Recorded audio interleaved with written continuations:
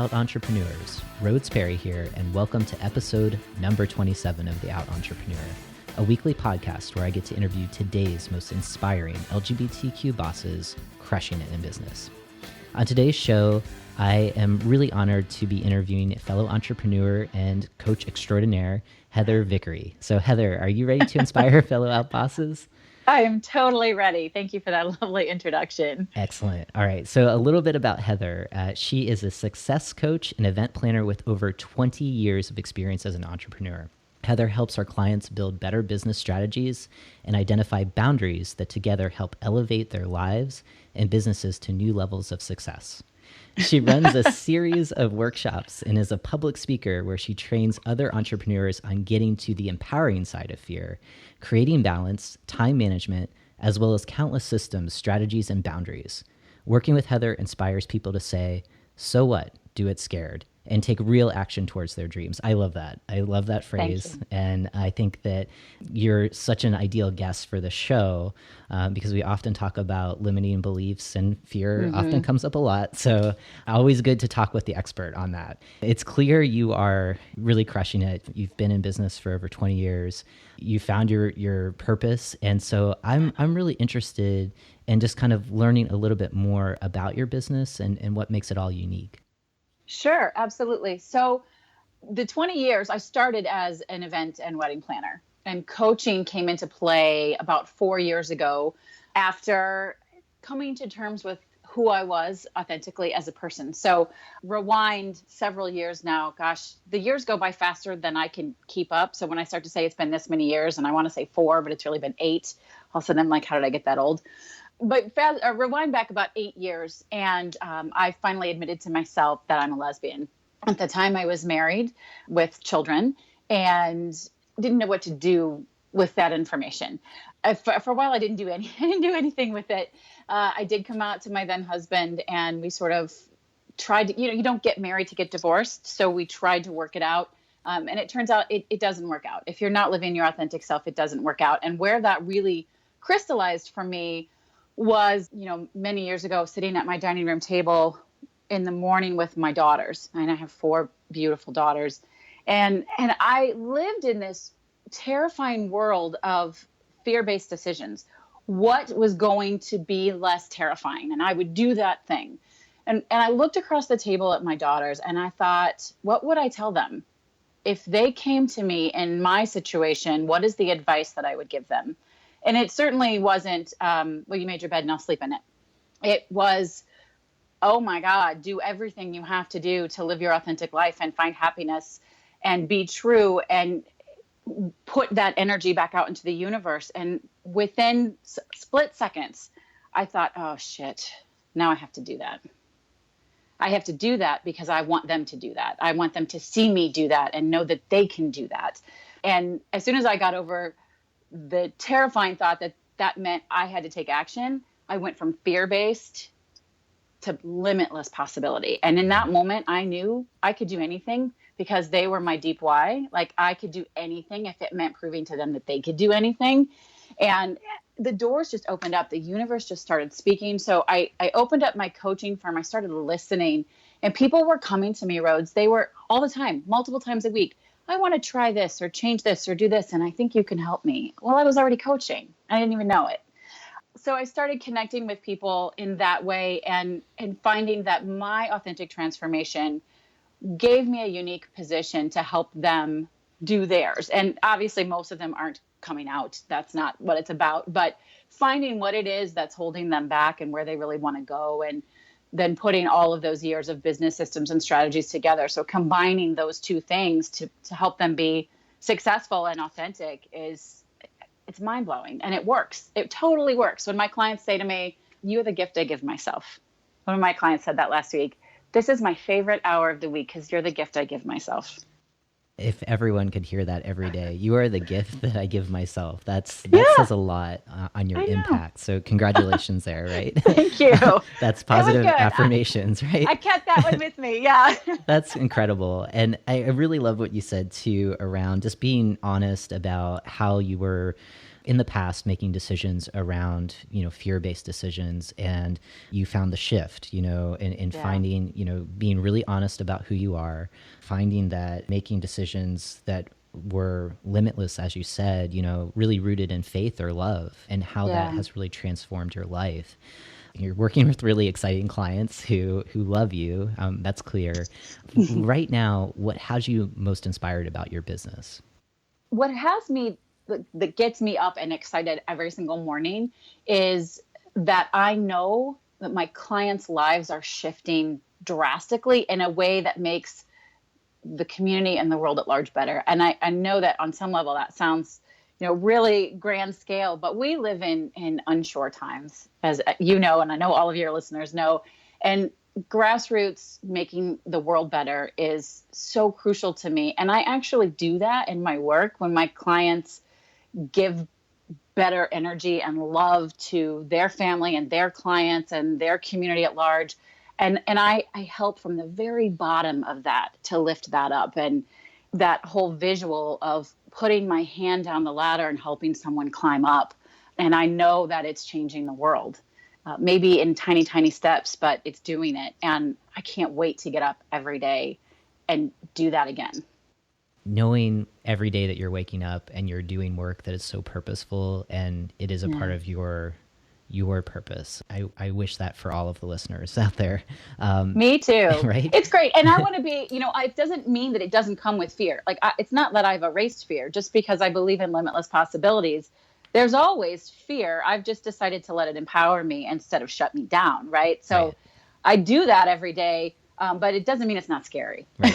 It's the phrase that you have. So what? Do it scared. I love that. That's right. Yeah. Yeah. So take us back. So you have been an entrepreneur for now 2 decades, right? Yes. So yeah, that's awesome, right? And so, for a number of guests that I have on the show, it seems like they had a calling to start their own businesses, to follow their purpose for one of 2 reasons. The first is that they definitely felt a calling.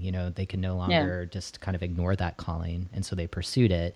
And the second is, in an employee kind of mentality, they just could no longer conform to a business culture that didn't value who they were. And so I'm just curious, what was that motivator for you? No, I think that's a great question. I'm not sure that I fall completely into either of those categories. I have been and almost always been an entrepreneur. So 20 years of business, and I'm 42, right? So I went almost completely into my own business. I started my career doing nonprofit event planning and just very quickly realized, this is going to sound terrible, I don't work well for other people. I work well with other people, but not for. And I motivate myself, and I guess the work culture probably is the most appropriate. It didn't work for me. And I believed that I could do this. I had enough connections. I had enough relationships. I do believe all businesses are built on solid networking and relationships. And I just thought, I'm going to try this. So it's funny now, as I say this out loud, I talk about my fear-based decisions, but as I go back that far, and I'm going to thank you for this, because I have not done this at all in my process. I wasn't afraid before I got married. I didn't make fear-based decisions. I was ballsy all the time. And I haven't really realized that. I got so shut down being in a marriage that did not help me define who I was, and denying all of the parts of me that's what shut me down. That's what made me afraid. And I didn't know that until right now. Well, I'm glad we had that breakthrough together. That's Wow, really powerful, right? Because I was talking about it, I was like, no, but wait, I was a badass at 22. I did really cool things. Right. And people who are scared don't do that. Yeah. It's kind of like you are coming back to your younger self, right? Like you were this way, and a series of life experiences shifted and really got you out of alignment with your true self. And that's incredible. And it's so cool. Yeah. And you were also saying that the workplace culture, it didn't work for you, this kind of idea of working for a nonprofit. And so you discovered being an entrepreneur was the right fit for you. But honing in on your own workplace culture and how you work with other people, what's one thing that you do in your business to make sure that you're creating a really inclusive environment and really trying to welcome in folks, especially those folks who often feel excluded from dominant Yeah. workplace culture? For me, it's two key things. One is communication, and I like to use the term managing everyone's expectations, including my own. And I do that with boundary setting, and I teach and I coach on that. It's a complete game changer. So when I know what is acceptable for me as far as how I'm going to communicate with people, when I'm going to communicate with them, what my work hours are, what my limitations are. And if I clearly communicate that with everyone that I work with, they know what to expect. They know what I need and want from them. They know what they can get from me. And everyone just feels valued more. They feel heard. Yes, I love that. And I wish we could talk more about that, but I want to shift and talk more about your LGBT identity. And Sure. so you talked about, you have been an entrepreneur for 20 years. 8 years ago, you came out. Mm-hmm. And I'm curious how coming out has influenced your journey and continuing to create that business of your dreams. 100%. Absolutely 100%. It shifted everything because it's really hard to sell yourself. And all of my businesses have been selling, me and what I bring to the table if you don't know who you are or if you're not honest about who you are.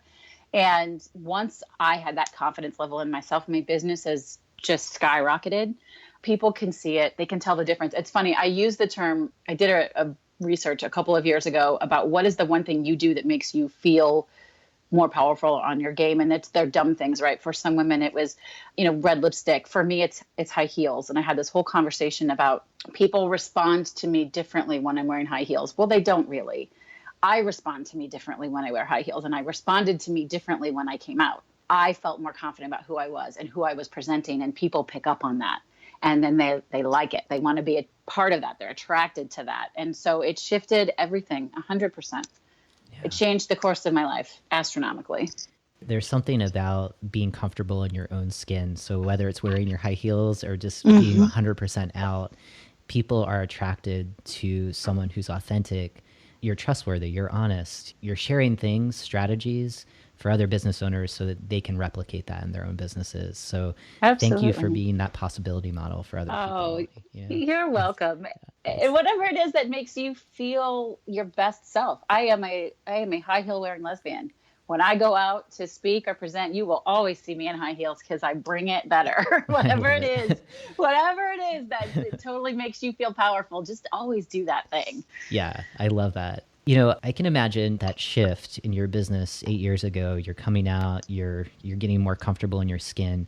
I would imagine there may have been a time where it was difficult for you to be 100% out in your business. And I'm hoping that you can share just a moment of how that may have come up in the past and how you worked around it, because there's a number of listeners that are still trying to negotiate that for themselves in their own businesses. So any kind of memory come to mind and how you worked around it? Well, it was a process for me. Coming out professionally was the last thing I did. And if I'm being honest, it was a little accidental. Thank you, Facebook. But that was okay. It was like ripping off the Band-Aid. And that turned out to be the easiest part for me. And I know it's not easy for everyone. But again, I owned my own business, so I sort of set my own parameters. For me, it was when I made that mental shift between thinking I needed to please everyone and being who I was, right? At some point, I just decided none of it was worth it. I didn't want the business of the person that didn't want to work with me because I was gay. I don't want their money. I don't care. My mom said to me, because I was still doing mostly wedding planning, and my mom's great. It's taken her a little while to come around, but she's totally 100% supportive now. But she said, I was doing lots and lots of gay weddings, and I do almost all gay weddings now. And that wasn't even by design. It's just, like attracts like. And she said, oh, but honey, don't you think regular couples aren't going to want to work with you if you keep working with those couples? And I was like, when did I become not regular? When did that happen? Right. And I was like, that was it. I was like, I don't think that, A, and B, I don't care. So for me, I would like to just encourage anyone who's still fighting that battle. first of all, not to feel bad about it. That doesn't serve you or anybody else to beat yourself up because you're not ready to completely come out. When you're ready, you will. And it's okay to honor your process there. But once you do, you'll just have a mental shift. I mean, I would assume you went through the same thing, Rhodes, because at some point you go, I don't, that's not valuable to me anymore. I don't need to hold on to whatever it is that I'm afraid of that people are going to say or do. I don't need that from them anymore. I like what you said about letting go of trying to be everything to everyone. And Yeah. this has come up into some of your responses about how your business really skyrocketed when you became really comfortable in your skin. You know, there's something that I'm so strengths-based focused. So I really want to get out there and shift the narrative too, that coming out professionally, whether that was easy, hard, or somewhere in the middle, that it's not necessarily a bad thing. And I'm curious to hear from your own perspective, what are some of the assets of, you know, being LGBT broadly, but just how that shows up in your work and how that makes you better at what you do? Oh, I like that question. I think it makes me better at what I do because I listen more carefully to what other people's authentic needs are. It makes me more aware of the fact that we are all vastly different in the world. Even those of us who are alike are different in so many ways, and respecting and honoring those differences and helping other people figure out what makes them uniquely fabulous and empower them with that. So I think it's given me a perspective, a moment to stop and pause and really dig in and get to know what makes somebody different instead of, so I think so often we're trying to find what makes us alike, and there's less fun in that for me. I like to be surrounded by people who are unique and different. Considering, you know, some of the challenges that you spoke to in talking about these strengths of being out and being comfortable in our skin as LGBT folks, you know, what's one thing that you really want our listeners to hone in on to make sure that they walk away from this interview inspired to be their authentic selves at work?